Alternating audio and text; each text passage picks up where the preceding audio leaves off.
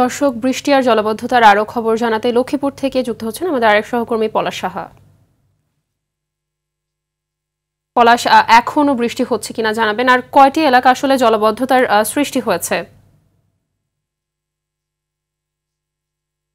মাহবুবা, যেমনটি জানাচ্ছিলেন, আসলে গত কয়েকদিন থেকে যে টানা বৃষ্টি, সে বৃষ্টি এখন পর্যন্ত হচ্ছে এবং এই টানা বৃষ্টিতে লক্ষ্মীপুর যে জেলা শহর এবং উপজেলার যে বিভিন্ন এলাকা রয়েছে এবং এলাকা সহ যে গুরুত্বপূর্ণ যে সড়কগুলো রয়েছে সেই সড়কগুলোতে বৃষ্টির পানি জমে জলাবদ্ধতা সৃষ্টি হয়েছে। আর এই জলাবদ্ধতা সৃষ্টি হয় পথচারী এবং যানবাহনের যে চালকরা রয়েছেন তারা কিন্তু বেশ ভোগান্তির মধ্যে পড়েছেন।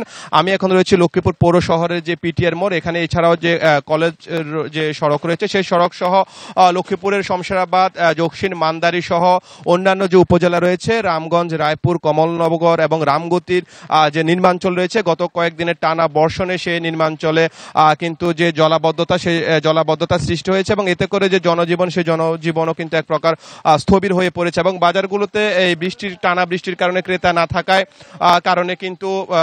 থাকার কারণে যে দোকানপাট রয়েছে সেটিও বন্ধ রয়েছে। এখানে একটু আপনাকে জানিয়ে রাখি যে গতকাল সকাল 9টা থেকে আজকে সকাল 9টা পর্যন্ত মোট 115 মিলিমিটার যে বৃষ্টি, সেই বৃষ্টি রেকর্ড করা হয়েছে। লক্ষ্মীপুর যে জেলা আবহাওয়া অফিসে যে পর্যবেক্ষক রয়েছেন সৌরভ হোসেন, আমি তার সাথেও কথা বলেছি। তিনি আমাকে যেমনটি জানিয়েছেন যে সাগরে সৃষ্ট যে লঘুচাপ, সেই লঘুচাপের কারণে যে বৃষ্টির যে টানা যে বৃষ্টি সেটি আরো কয়েকদিন অব্যাহত থাকবে এবং এতে করে জলাবদ্ধতার যে পরিস্থিতি সেটি আরো অবনতি হতে পারে বলে তিনি আমাকে জানিয়েছেন। এবং স্থানীয়রা যেটি বলছেন যে লক্ষ্মীপুরে যে খালগুলো রয়েছে সেই খালগুলো তো অবৈধ দখল এবং নানা রকম প্রতিবন্ধকতার কারণে যে পানির যে স্বাভাবিক যে প্রবাহ যে প্রক্রিয়া সেটি বাধাগ্রস্ত হওয়ার কারণে গতবারের মতো এবারও কিন্তু এই টানা বর্ষণ যদি অব্যাহত থাকে তাহলে আরেকটি বন্যার আশঙ্কা করছেন স্থানীয়রা। মাহবুবা, ধন্যবাদ আপনাকে।